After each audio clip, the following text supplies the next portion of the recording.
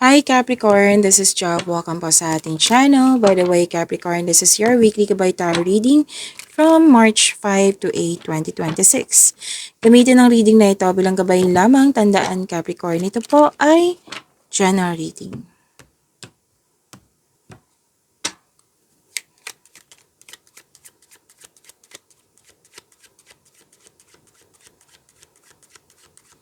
Mga parating pa para kay Capricorn ngayong March 9 to 15, 2026.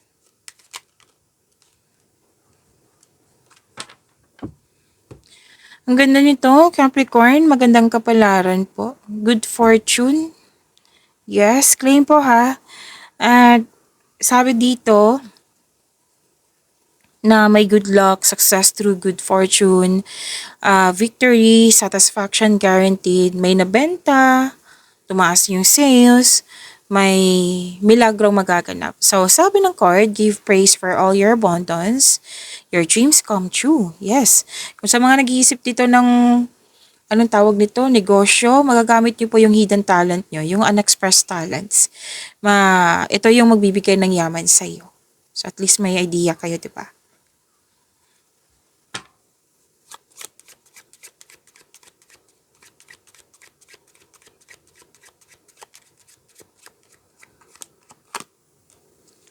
Malaking influence ng isang wife dito. Or pwede din na may nangarap na maging wife or may nangarap na magkaroon ng kasal. Pwede din. At yes, pwedeng ikaw to na malaking influence mo sa kapwa mo. Pwede din po na siya, malaki ang influence niya sa iyo. Tapos may ano dito, loss of connection or unresolved issues. Na ito yung concern. At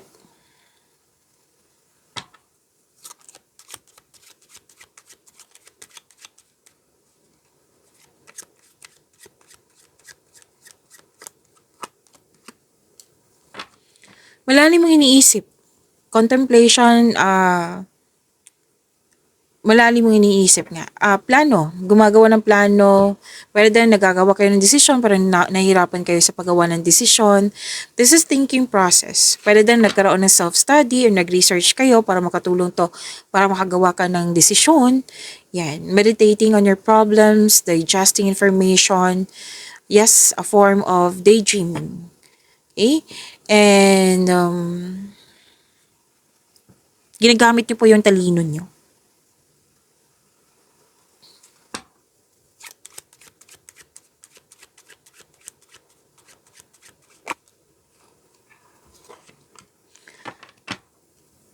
Okay, sabi ng card, kung ano man tong concern mo, magiging maayos din po ito. Basta maging matatag, sabi ng iyong card.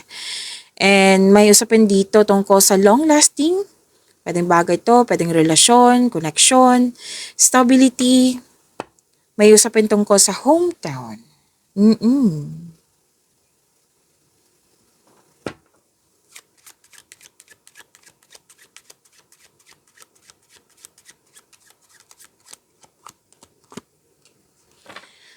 Okay, may kausap pa dito. Lalaki, more than 40 years old. Pwedeng ikaw to, pwedeng siya.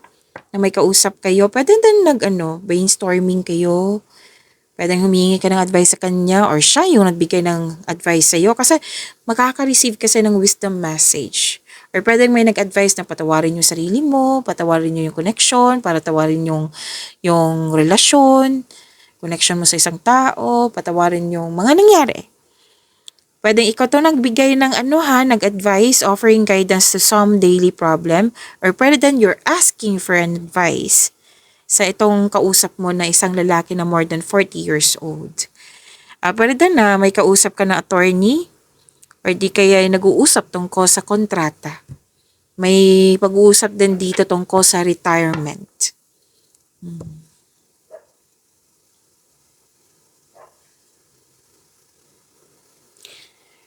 Ingat lang po, kailangan ng balanse nito kasi may obsession. Yes, may nakita kong obsession dito. And,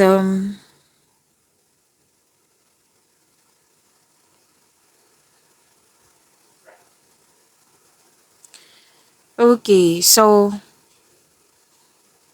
May negotiation, any kind of negotiation, may conversation, nag-uusap yung grupo ng tao. Like weighing the pros and cons in a situation. Kaya nga sinabi ko kanina na you're asking for an advice. Kasi malalim yung iniisip mo, may nahihirapan ka sa paggawa ng desisyon. So now, nakikita ko dito na you're asking for support but most likely advice to. Okay? And may interview din magaganap. Yes. Pero din may itatry kayo na isang bagay, sitwasyon ba to, opportunity, na being put through a test, na itry mo kung effective ba. Yan ang sabi.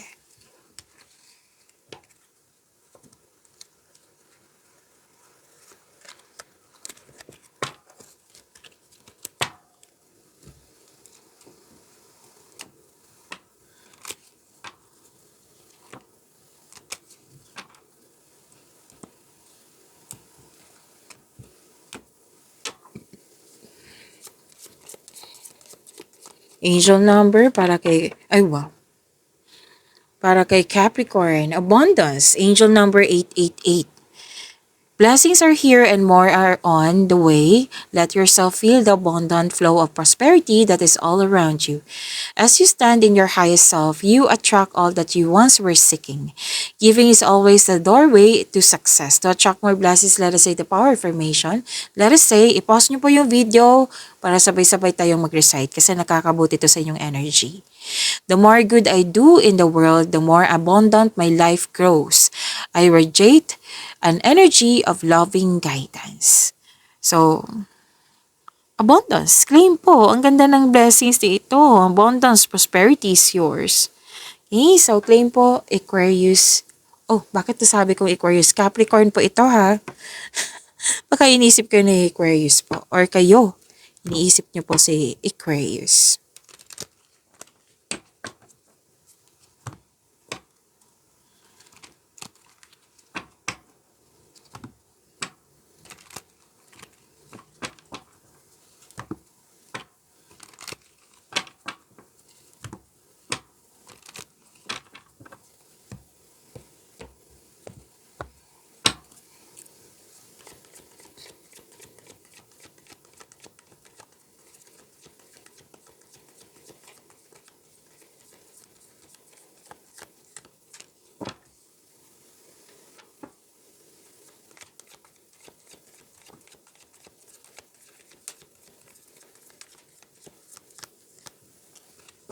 Ay, wow. Ganda naman ng cards mo. Capricorn, kanina pa tong good fortune. Wow. Claim po, Capricorn.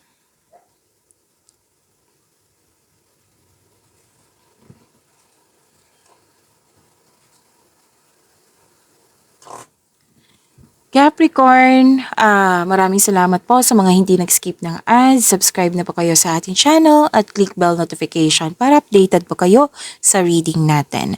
Para po sa mga gusto magpa-reading po, comment po kayo ng personal reading and check my reply sa comment section.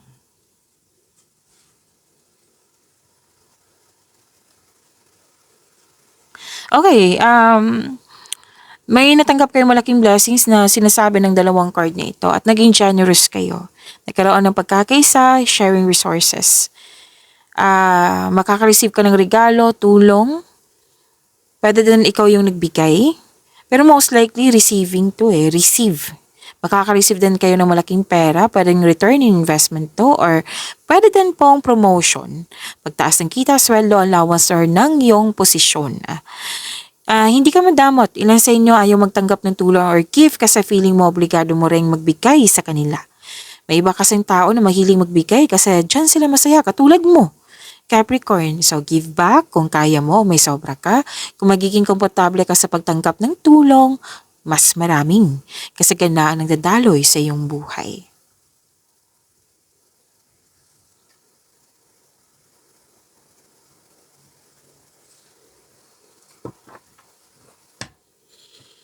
So this is malaking blessings na this is destiny, this is good luck, good karma, completion of cycle, may job opportunity, unexpected wealth, Yes, mag-focus po kayo sa control nyo in order to find peace. Let go mo na po ang hindi mo makontrol. So may changes sa darating, may blessings sa darating. Yan, ang ganda. Yung mga hindi nagkaroon ng pagkakaunawaan, magkakaayos po. So you are moving from a painful cycle to happiness. So embrace this new situation. Ang ganda nito. Claim nyo po.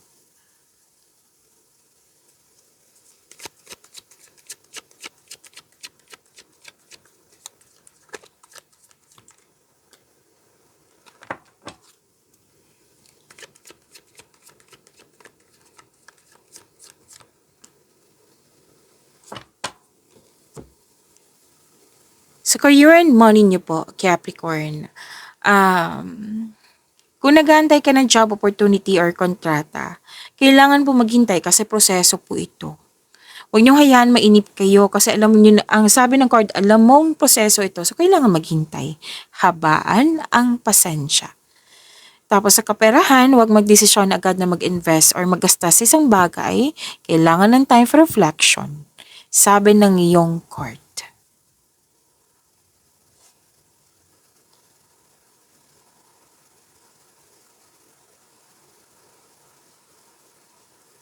Okay, may numuong romance sa workplace mo or yung partner mo katrabaho mo po.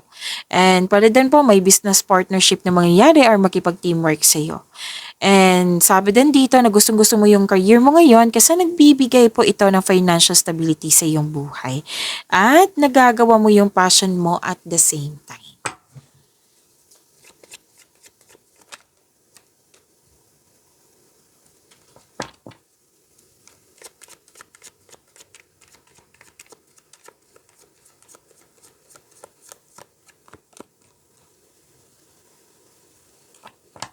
Capricorn, huwag niyong kalimutan na mag-subscribe sa channel natin at i-click yung bell notification para updated pa kayo sa reading natin.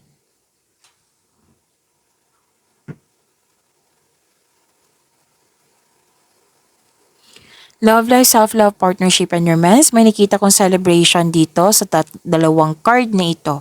Celebration, togetherness, community, maraming ginagawa. Sa mga single, maaring matagpuan mo siya yung the one through your friend's celebration. Para sa mga marelasyon sa buhay mag-asawa, may date, group date, may celebration, any kind of achievement na nag-celebrate kayo. Yan. So this is also means a stress reliever. Itong togetherness na ito, yes. Single ka man, may relasyon sa buhay mag-asawa.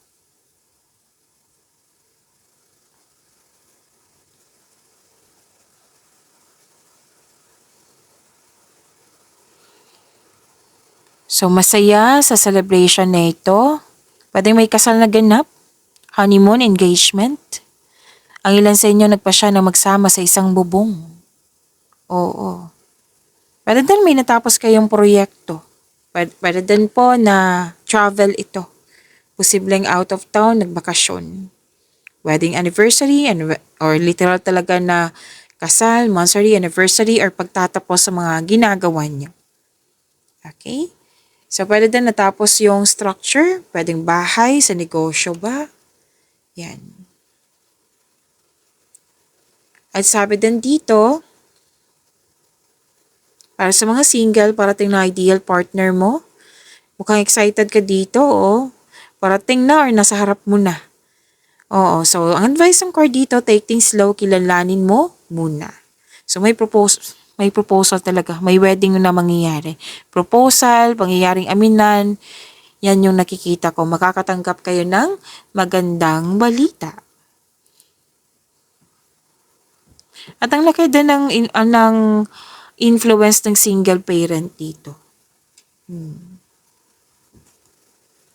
Tapos, may magiging partner ka na trustworthy, matalino, who chooses reason over emotion.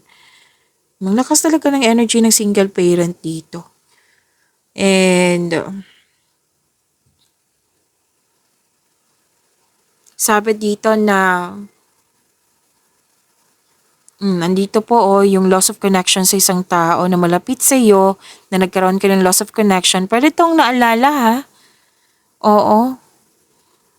Naalala mo kasi may nangamusta. Oh, Capricorn, kumusta na kayo ni ano? Tapos past na pala yun.